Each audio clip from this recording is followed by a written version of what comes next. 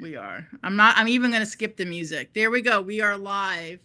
It says we are live on my end. So David, hello. And David, please confirm we are alive, because I was just sharing behind the scenes. Last time I was here 2 weeks ago with Carmen, you were here and you had made a comment, and then all of a sudden Restream turned us off. So please confirm that you're hearing us and that we are live, because I'm going to worry. Because it says we're live, but like I said, last time Carmen and I talked for 40 minutes, and we are redoing the live. So anyway, thank you, everybody. Hopefully we are live. I need to get confirmation. So Charlotte or Karen, text somebody and have them confirm we are live. Okay. I need a backup.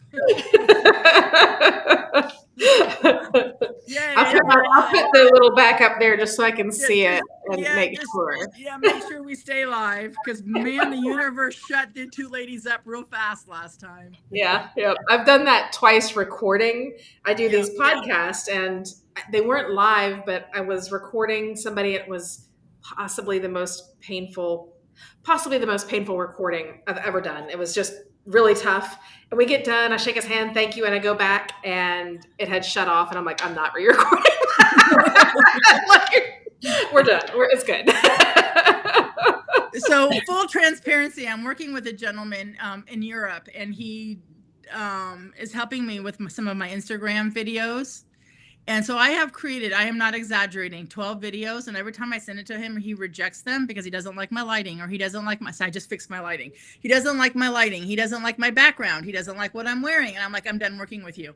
I'm done. Because try working with a perfectionist when you're the exact opposite.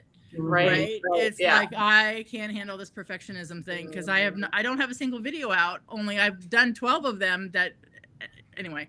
Yep, that could work. Enough on me. Hey, Rachel. So backing this up just for 30 seconds, anybody new to watching us go live, please make a comment. Let us know where you are. State where you're from if you want to, or what you do. If you want to be on a fly in the wall, then don't comment. Then we don't know you're here. But we're glad that you're here. And so today, once a month, Karen Henson, broker, and I'll let her introduce herself, and Charlotte Harrell, lender, manager, all kinds of phenomenal hats. Yeah. So Karen, you first introduce yourself, and then Charlotte, and then we'll get into what we want to talk about today. Hi, I'm Karen Henson, and I'm the broker and owner of Rock and Associates Real Estate Services. We're in California and Idaho doing resale real estate as well as property management. So welcome to the show. Yay. All right, Miss Charlotte. All right. I know you do something. Just a few things, depending on the day. Hey there, my name is Charlotte Harrell. I'm a market leader here at Atlantic Bay Mortgage, and that just means that I lead an amazing group of mortgage loan officers in Kentucky, Indiana, and North Georgia, Tennessee area, like Chattanooga and up. But yeah, I just have an amazing team of mortgage loan officers that do an amazing job, and it's my job just to help them out and support them. Yep. And you also kind of have a hat about recruiting, because I know Karen kind of has a hat about recruiting, right? Absolutely. We're always looking for good talent, people that love the core of what we are, which is we have fun, we grow, and we love to support each other. We are a team. So we're looking for those people. There you go. Yeah. Who would be your ideal client or agent, Miss Karen? My ideal agent would fit well into our culture, and same thing. We call ourselves a team, although the agents are all individual, but we're a team in terms of supporting each other and collaboration. And that is more important in my mind than the amount of production that an agent is coming in with, because I can help them grow their production.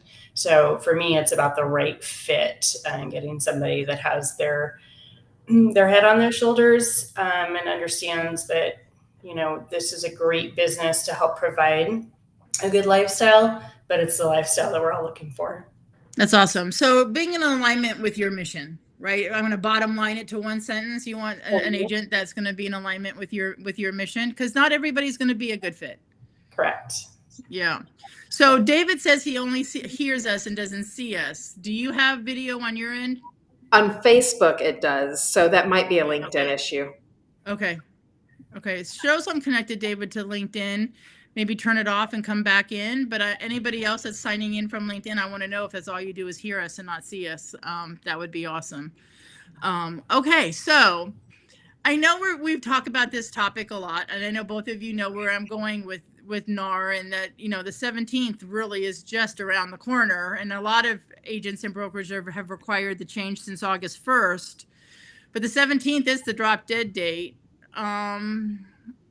Anything coming up on your end different than what we've talked about? Anything popping up now that really truthfully, I think some people didn't think it was really going to happen. Like somebody was going to intervene and say, never mind, April Fools, right? Mhm. But that's not going to happen. So, yeah. I would agree. I think that the biggest difference that I'm seeing is the reality check. People were like ignoring it, and now everywhere I go, that's the question. Like, what's going on? What's going to happen? What's going to happen? I'm like, where have you been? But I think it's just now that it's actually here, I think it's the reality check. People are actually starting to think about it and realize that there's probably going to be some change. They might even be getting asked about it a little bit more. Yeah. How about you, Karen? What are you saying? And then I'll share mine. Yeah. So I think that there was some great education out about the forms, and that seemed rather simple for myself and my agents to go through. But the complexity of actually having it out in the marketplace and working with the clients and working with other agents who maybe have not had as much education on it as they have. And so, you know, what responsibility do we have there? I think that part of it is what's all really surfacing this week, and bringing about questions that haven't come about, not just with my team, but also in forums that I'm in. So I think the simplicity of educating us on how to use the forms sort of whitewashed what was really going to be happening when it hit the market. Yeah. So coincidentally, and I don't believe in coincidence, so the universe has me coaching a lot yesterday and today because I was on a semi-vacation last week. So I'm making up coach calls from last week to this week. So I have a lot of calls this week. And I would say 50% of my clients are spot on with being ready. So proud that they're spot on with being ready.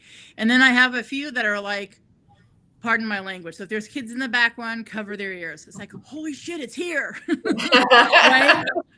And I thought this buyer wouldn't have a problem signing 2.5% on this form, but they're having a problem signing it, right? And right. And so I asked one of my clients, you know, on a scale of 1 to 10, where's your confidence and your clarity and your confidence and your courage on articulating your value and getting the form side? And it was like a 2. And it was like, oh, I'm your coach and it's a 2. You know, it's like, we need to step it up, you know, because it's, here's an example. So a lot of my coaching clients are doing the 12-week year, and a lot of them thought it was going to be super easy, and it is not easy. The 12-week year is not easy. There's no way on a scale of 1 to 10, it's a 9, how hard it is to do, right? And so when the reality came in to actually do it, they're like, oh my gosh, Tanya, it's a lot harder. You were right. I thought this would be so easy. It's not so easy. No. Not if you're actually doing it, right? Make them real fast. No, that's Yeah. I think that getting in there, and when they start seeing, in my market, we just got our forms, and each area is in Kentucky, each area has different forms. So even though Warren County and Glasgow are 30 minutes away, they both have different forms, and they read different. The state form is 4 pages for the buyer's agency. Some of these people are coming up with the 1-pager to make it a little bit easier. But the bottom line is they're all struggling with understanding them because they haven't had a lot of time. I think in Kentucky, they got these forms like 3 weeks ago. So it really wasn't a lot of time for them to really get their head around it. So I think it's going to be a trial by fire a little bit, which in all reality, somebody said, we didn't have enough time with this. I'm like, in all reality, were you going to look at it and do anything with it right before it happened? I mean, the reality is most of us, there are some that are major planners, but most of us creative cats who are in sales are too busy getting our business done to really go look at forms. So it sucks that it is so slow to get stuff to us, but I don't know that it would have made that much of a difference for the majority of us. No, and we could be prepared on what we're going to say. We knew what we had to say. We didn't have the exact forms and how it's the verbiage, but we knew we were going to be asking the buyers to be signing forms and potentially paying for our fee. That's not something that happened last minute.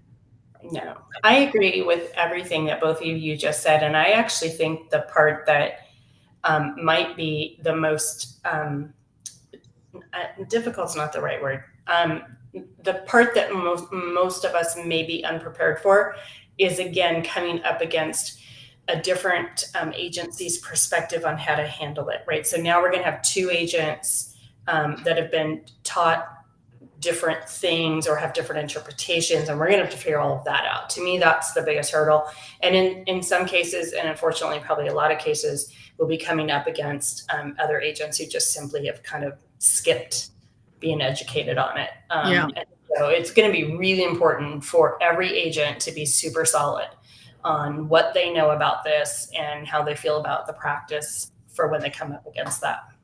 Yes, and why that buyer sitting across the table really needs to hire them. Because if they can't answer the question, then I'm sorry, they need to go find another realtor that can. Yes. And I can't express enough. There's so much division with agents, especially. I feel as a lender looking in, I hear both sides, and often there is this real division between agents. It's really this us against them. And with these changes, you got to work together. So you've got to let I know more than you, even if you do know more than them, you got to let that shed just a little bit, just so that we don't have this. That's going to make it so much worse. Like, my advice would be massage each other, right? Right. Well, okay. Well, you're like, bring them along. Well, you both know some of my coaching style, right? It is play nice in the sandbox. We learned this in kindergarten. We gotta play nice in the sandbox. We gotta cooperate. We gotta hold hands when we go to the lunchroom, right? It goes all the way back to kindergarten, people. Yep. And there's so much value when you do play nice with another agent who does either have a different perspective or has maybe a little bit of learning to do. It changes the projection of the entire transaction when you show grace with them. Yeah, absolutely. Yeah, absolutely. Yeah, I'm not saying in the past when I was a top producing agent that if I knew it was a brand new agent and I'm negotiating repairs that I didn't have the upper hand. Sure. But doesn't mean I was rude or disrespectful, but did I have the upper hand and could negotiate probably circles around that person? Yeah, but that's how they're going to learn. I didn't have to help them learn how to negotiate during this transaction, but I was respectful. I played nice, and doesn't mean I'm not competitive though. Yeah. Right. Yeah. All right. So very, very cool. So there's a question that two of my clients asked me today. And I said, I hope you're going to listen to the live because I'm going to put you guys on the spot because I didn't know the answer. And it's not my job to know the answer as it is for anybody, right? We got to go find the answer. Somebody asked me today, what happens when I go away for a week and I get another agent showing my buyers around? Or do they have to sign a new form that's their name versus I don't want to say my client's name, so I'm going to make it up. This is not a real client. And let's say it's Eduardo leaves for a week and a client wants to see two homes, right? Whoever is showing the home to Eduardo's client needs to get a form for them, but when he comes back, does he have to get another one? So in the states that I represent, that would be a no, because when you read the contract, the quote agent is actually the office. Okay. Right. And it's the office that's actually getting paid. Right. Commission. Okay. So I don't know though for other states. Yes. I believe that most of the states that I'm in, it says the same. It's the office, and that's that whole dual agency conundrum. Right. Karen, do you have dual agency in the states that you work in? We do. Yep. It's the conundrum of the office is really representing. So, yeah, absolutely. But that was a super good question. And here's, I think, as you were explaining it, I was thinking to myself, I hope that they check with their broker, and I hope that it makes sense to them when they get the answer. And if not, keep kind of questioning and digging, because if you think about it, you're having a different agent sign a buyer rep agreement with your client, and that Yeah. I think I'd Yes. cancel the patient. Yeah. Very cool. Okay, so I don't want to spend the whole time on this, but if anybody listening, you have any questions or comments or disagree or agree, please, all comments are welcome. Charlotte, what do you see as being a positive? Say it's 6 months from now. What makes you smile? And I know the answer, but I know there's a lot of listeners who won't know the answer, because you and I have talked about this before. But what do you see as being the positive? And you froze, Charlotte, again. So I'm going to go over to Karen and we'll come back to Charlotte. What do you see 6 months from now being the positive with all this, Karen? I think it's going to increase the level of professionalism in our industry, and I really like that. I welcome new people in the industry. I would love to see everybody here succeed. Unfortunately, we have a lot of people that get in that don't really have the intention of working it as a career and as a professional. And I think this is really going to increase the need for professionalism. The other thing that I really like about it is that it is just throwing one more piece of negotiation into the contract now, right? So we used to only negotiate that between the listing agent and the seller, and that was it. And then the rest, after that, it just was sort of what it was, right? And now it is one more piece of negotiation, which allows it to sway with the market. So it will look very different when it's a buyer's market versus when it's a seller's market. And that was not the case previously. I agree. And there is light to the end of the tunnel, because there are a lot of nuances that we don't know. Hold on, let me get Charlotte back in. Okay. There we go. There are going to be nuances like the, referral fees and things that we may not totally understand. Mm-hmm. However, 6 months from now, we are going to understand. We are going to understand some of the nuances that we may not know now. And it's just like all the chaos that happened in 2008, 2009, it ended, right? We don't ever go back and really, other than like today, but it's not like it's a major topic of discussion, right? And this too shall pass, the confusion and the lack of confidence. And the agents that don't learn the confidence on how to have these conversations will suffer. And the ones that do learn and grow those muscles and become confident of their value will be just fine. I agree. Yeah. I think you were asking me what I would think of when I got lost. Yep. Sorry, our internet just completely went down in the entire office. That's always good. At least it's after hours. For me as a lender, can I speak from a lender's perspective? Please. Yeah. We are seeing the realtor freak out, or the realtors that are ready to just anything that they can do to really set themselves apart. They're out there, they're looking, and we are able to see who is taking initiative and who is working and who's ready to do this, which as a lender, I'm always looking for those agents. I'm looking for the agents. I want that mentality. It's not a block. It's what are we going to do and what are we going to learn from this? So I love that. And then with the flip side of that, the lenders that are out there that are truly giving ideas, trying to put our things that we can provide to try to help realtors overcome the obstacles and make this more of their daily norm and really set themselves apart. So those lenders that are out there that are doing that are getting recognition right now. And sometimes we don't get that recognition. So yeah, it is kind of nice that you're seeing the stars rise a little bit. I think we are. I think you mentioned that some of them are going to go to the wayside. And that's always the case, right? No matter what the obstacle, market ups, market downs, you have people that go away. Yep. But I think on top of that, you're going to see that cream rise to the top. And you're going to see the lenders that are really there supporting. And then on the flip side of that, she lost her internet too. It's just that day. Well, hopefully we don't all do it at the same time. There we go, right? But you're also seeing those lenders rise to the top. And it's, as a recruiter, I love seeing those lenders. I'm like, I want that lender. That lender is out there trying to make a difference and trying to see the I call it the sunset. I'm always chasing the sunset. Give me the beauty at the end of the storm. And I love seeing those lenders as a recruiter and probably as a real estate agent. guess that Karen would also say when she's out there looking for agents, the people that are being proactive, Right. I would are the ones that I'm wanting to look to recruit. Right. Yes. It's okay to be scared, right? It's okay to say, oh my gosh, I have to change what I do. However, you roll up your sleeves and you're going to walk through the fear, right? And those are my clients that are like, yeah, on a scale of 1 to 10, I'm a 9. And I'm like, yay.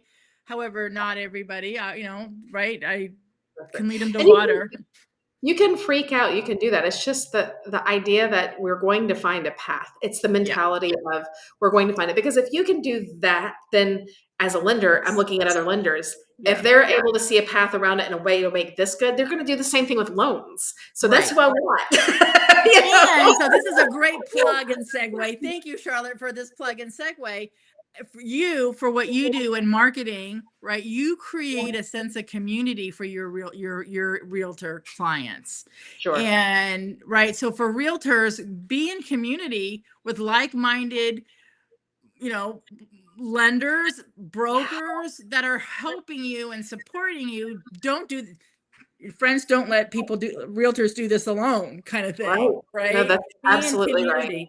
And so go ahead and give a plug for some of your stuff, your RE challenge, and go ahead and plug it, because I love it. But again, that's a sense of, hey, we're here to help, right? Yeah, we are doing, so again, months ago, our company started getting together, like, what can we do to help support agents? What can we do? We work with buyers agents.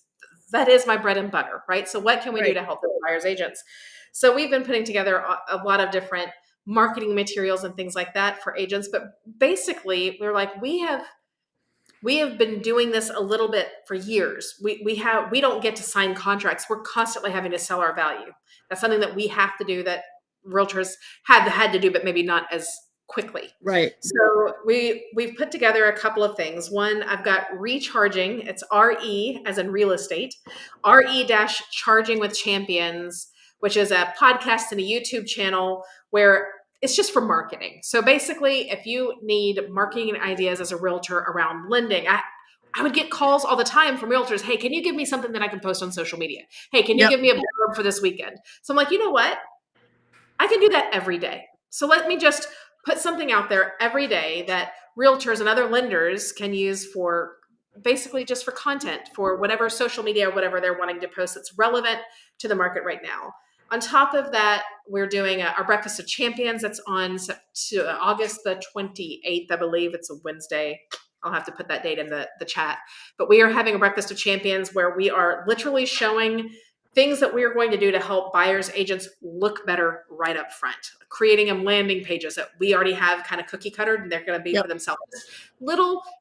I call them cherries on top. We can't make you an amazing agent, but I can put some whipped cream and cherry and make you look a little bit better with the technology that we already have. So we've put together this whole thing of how can we put the cherry on top for agents and make those buyers agents.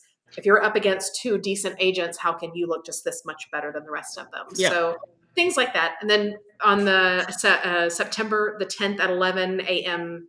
Central Time, you guys are all over the place, but 11 a.m. Central Time, we actually have our chief compliance officer who has been in all of these Mortgage Bankers Association meetings on the national level. She has been deeply involved in all the NAR conversations for over a year. She's going to jump on and just answer questions for agents that she knows, and she's got a legal team behind her that she can get answers to. So we're just trying to be the wealth of knowledge and the cherry on top for the agents. Awesome. So do me a favor, in the private Facebook group that we have, would you post some of that, at least the RE challenge in there, please? Sure. Yes. Yeah, absolutely. So the question is, Charlotte was talking about some of the services she offers for her realtors, Karen, and a lot of that is community. And so I segued into, being in community right now with like-minded people, because yes, we might be a little bit fearful, and yes, our courage is maybe a little bit wobbly. So if we're in community and leaning in, right, that's going to help us get through it. And I know that's one of the biggest values you have in your brokerage. So do you want to say something about that? I'll see if I can get through it. I had a coffee. I know. While I was off. So I would echo, kind of what Charlotte was talking about. We're not necessarily training other agents, but our own agents, just about how they can really stand out and not just that, because the agents that I work with in our brokerage are already very strong agents. It's more about how to articulate your value, right? And so that's what we're truly working on. And then beyond that too, how to, like we were talking about before, how to convey this sort of thing to other agents in the, the kind manner. And that's where it comes in for the brokerage possibilities of recruiting, because we're going to hopefully stand out. I think we will stand out as the difference from a lot of the other agents that we're working with. Yeah, and I want agents to find you, like, via your newsletter or your social media posts, right? And Charlotte that way through her very creative social media posts. And so I'm going to plug one of my programs. I have a new program that's called Business Builders Q&A. And it's the fourth Friday of every month at 8 a.m. Pacific. It's for 1 hour and it's open to the public. It's Business Builders Q&A. Ask me anything. Just plop into Zoom, stay, don't stay. Ask me a question about business. And it's, yes, there's going to be a lot of real estate professionals that pop in, right? However, you don't have to be a real estate professional. You can be a financial planner or a roofer or a landscaper. But if you are a business owner, so Business Builders Q&A on Friday, it's the fourth Friday for 1 hour. Ask me anything, or come get to know me. I don't bite. Well, don't ask Karen and Charlotte. They might not agree. Only when we're one-on-one. When we're a group, you're very, very good. And okay, so I'm going to segue into this question. And it doesn't have to be from me, right? Because you guys get mentorship and coaching from other people, and it may have been from me. But what piece of coaching advice have you gotten that you would never forget? I'll start. I've got two. One that's an old one that you and I worked through, I think, when I first started, and I've brought it up a couple of times, but it stays with me, and it's something that I literally refer back to regularly. And that's the knowing your core values is one thing, but building your life and your business and your goals around those core values takes absolute purpose. You can't just say these are your core values and not purposefully make things around that. So you taught me way back when how to find my core values first, truly, like Yes. who I really am, which is a wonderful self-discovery. And then and why people like me or don't. It's kind of nice to see that. But then really making that a part of my business, that's something that you continually do, is making sure that I am honoring at least a couple of my core values in the business things that I am doing. So that was number one. And that's ongoing. It's probably been 6-7 years since we started doing that. It's been a long time. Yeah, so that's been a long time. And then, of course, just the other day, I have to give the props, and there might be people that see this, they're like, hey, but I've been ghosted, and drives me crazy. Oh, Karen, you're going to love this story. I hate being ghosted probably more than anything. And not just being it's not the ghosting, it's the taking forever to respond, right? Especially, Karen, when we're recruiting. Oh my gosh.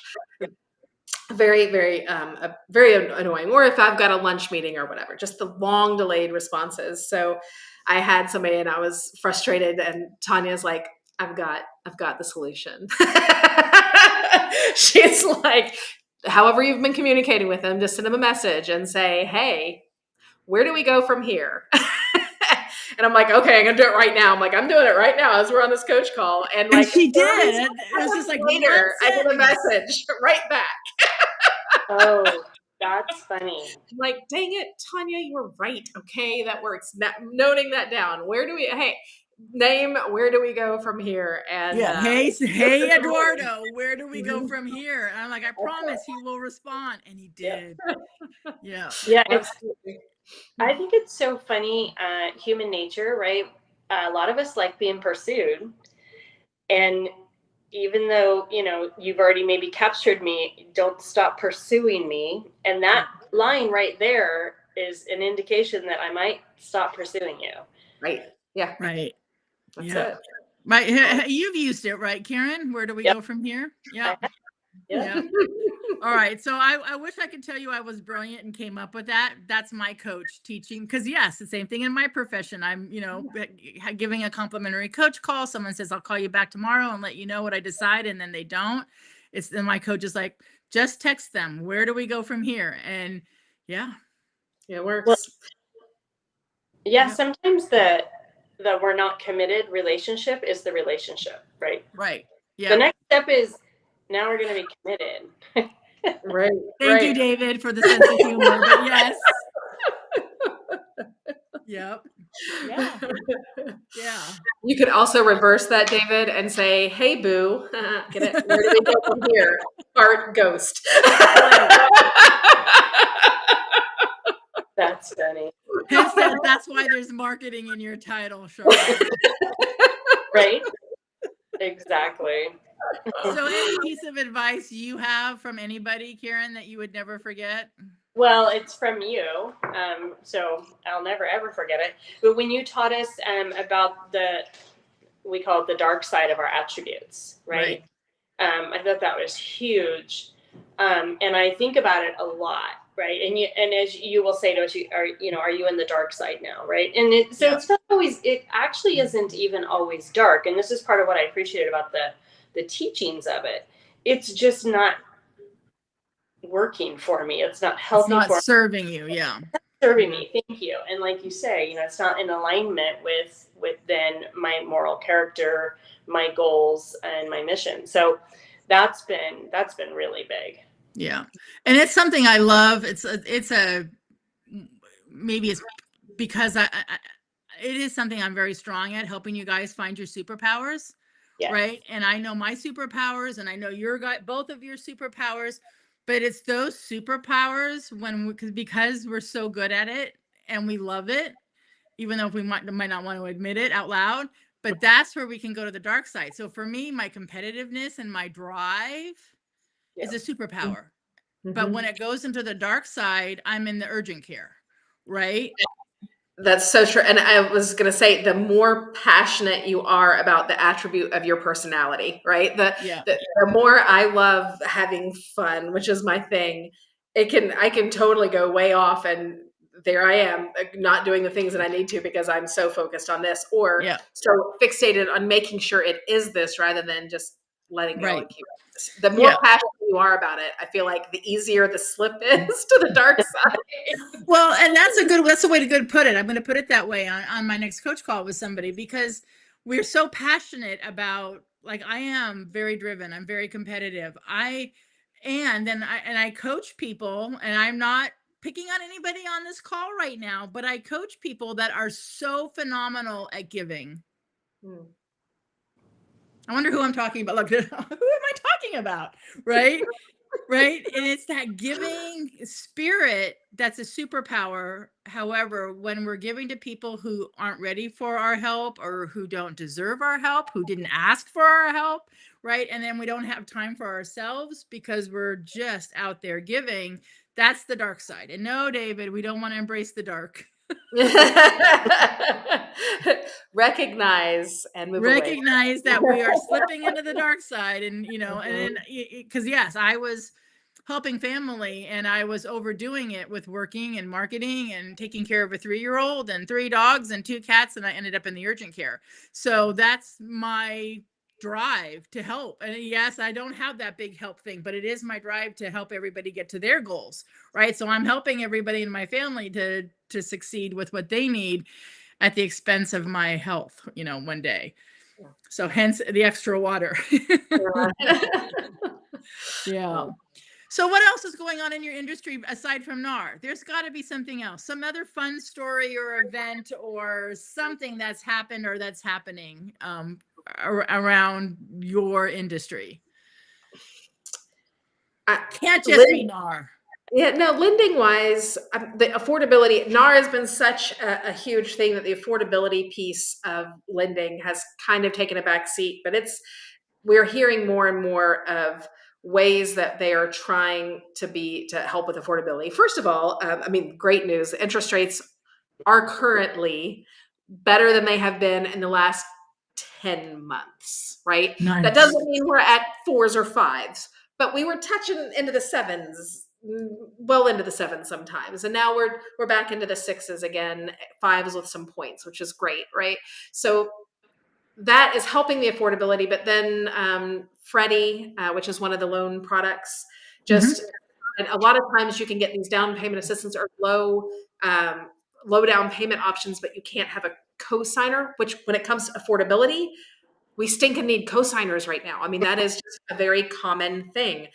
I'm going to be co-signing for my kids when it's time to buy a house because the affordability is not there otherwise. So co-signing is huge, and a lot of the low down payments. So if you get a cosigner, a lot of times you're limited to conventional, at least putting at least 5% down. So this is nice that Freddie's going to release a program that you can have a cosigner and they can still be on the loan for one of the low down payment, a 3% down product, which is great. It just gives a few more options. The more low down payment options we can give, the better. And then making those low down payment options actually attainable, because it's great to say you've got it. But if you can't allow for a cosigner, you can't, your debt ratio is too tight, USDA, your debt ratio is so strict that you can't use it. That's not really helping anything. So we're seeing movement to try to help for affordability, to try to help first-time home buyers be able to get houses. That's great. That's awesome. I'm going to back up for a second. So David's correcting himself. Recognize darkness, limit, and pivot. Thank you for that clarity. There you go. That's true. Yeah. So, and yes, and I say this, and I want you two to correct me because you're more boots on the ground than me. If the interest rate all of a sudden went to 5, I think we'd have a feeding frenzy, and I don't think sellers would be paying anything. Right? So maybe this is okay. Right now, I think it's good. Keeping it there. Yeah, balancing it. Yeah. We're just back to affordability. Excuse me. Yeah. Yeah. Yeah. So I don't know if Karen can hear or not, but I'm going to say, so for me in my industry, and as I talk to other coaches and we talk about what we're doing in preparing our business owners, I cannot believe that next month, and so Charlotte, you will get an invitation, is that we start planning the last quarter. And then we go into 2025. Because as you know me, October 1st, I say Happy New Year. And we are, right? So as Karen knows, right, October 1st, I say Happy New Year. And in September, I have a 2.5-hour workshop for my clients to prepare for that next 6 months, right, into 2025. I cannot believe I have to send you guys this invitation in the next week. It's great. This year is just crazy. Yeah, it has flown by. It has. And I feel like it's interesting. I think that's because we have so many different things spinning right now that are causing, anxiety versus excitement, whatever that looks like. The business is still booming. So we have people that are still doing great business right now, along with all the other things. So I feel like it just makes the year just fly by. It's hard to believe. Yeah, we did our 6-month assessments, and it seems like yesterday. I'm like, holy crap, it's been 2 months since I did that. I know. And I'm thinking, oh my gosh, I'm late in sending out the 2.5-hour workshop for my clients because we do it in mid-September. Right. And I want to give you guys 30 days notice. I'm like, oh my gosh, Tanya, it's now. It is time. Yeah. But it is also biologically known that as you get older, time goes by faster. So yeah, Charlotte, it happens to the best of us. It's happening. And then next year, you're going to be talking about being a grandma. I know, right? How crazy is that? It's like I used because I've been a grandma now for 3 years. So in that first year, I'm like, how did it happen? And people will say, what do you mean? How did it happen? Okay, I know how it happened. Right. I get the how, but how? How did that time go so very quickly? It is, and I love this. We have on our TV, we've got Google Cloud or whatever sunk. I don't know that word. Anyway, syncing to the TV, and it does all of my favorite photos, which I love because I have photo albums on Google. I've been uploading there since probably 2007. So I've got lots of years of photos that pop up. I don't watch any TV, like zero TV, but I have my screensaver on all the time. And I will look and I'm like, I cannot believe that happened like 10 years ago. Like it truly feels like 2. There's this weird thing that happens when you get old that you look at it, you're like, old people would say that. I'm like, yeah, whatever. But holy crap, it's true. It's crazy. It is true. Yeah, I know. Even my kids now will roll my eyes when I say, oh my God, how the time went by. But now that they're parents, my daughter has a 3-year-old and she's like, how did this happen? So fast. It does. I'm like, I did listen to this podcast, maybe it was a podcast, I can't remember, where they were talking about how you can slow down time in your brain and make your life feel longer. I heard it And too. Yes. did you see that? And the trick was Yes. like making everything a big event. Like everything had to be new, and basically having big events or things that are milestone markers in your head makes your life feel longer. So I really liked that. I know you're no. shocked. What? I need to make everything fun? Yes. Yes, and we need to, and we slow down to have the fun, right? That's it. That's right. It's like That's you right. and I and Karen, we're texting, right? And we're not understanding each other's text because we're not slowing down, right? Yeah, I mean, that's right. We're just going fast through our day. Yeah. Yeah, I Shame thought on that us. was great. Like, okay. All right. Well, Karen, no, go ahead. I was just gonna wait. I just need to do something exciting every day. I think that's the goal. Do something exciting every day that's noteworthy. Yeah. A challenge. I'm in. Here we go. I know you are. You're an adventurer for sure. Well, that free spirit is like, yay! Listen to Charlotte. Listen to Charlotte.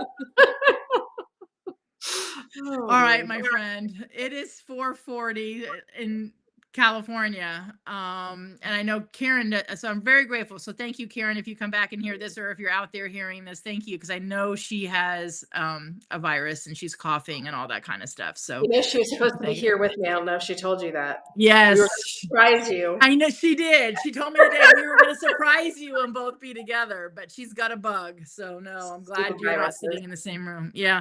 Well, that's what happens because she's got a grandson, my granddaughter's age, 3, 4-ish, and they're little germ carriers. And if we aren't taking care of ourselves and taking care of our immune systems, we catch everything. And we have learned that lesson the hard way. No doubt. No doubt. Yep. Yep. All right. David, banners. If I'm misunderstanding your wish for banners, I did not create them today for Charlotte and myself, but I will next time. I promise. And if I'm missing the beat, because I can do that on what you mean by banners, I apologize. That just happens to be my day today.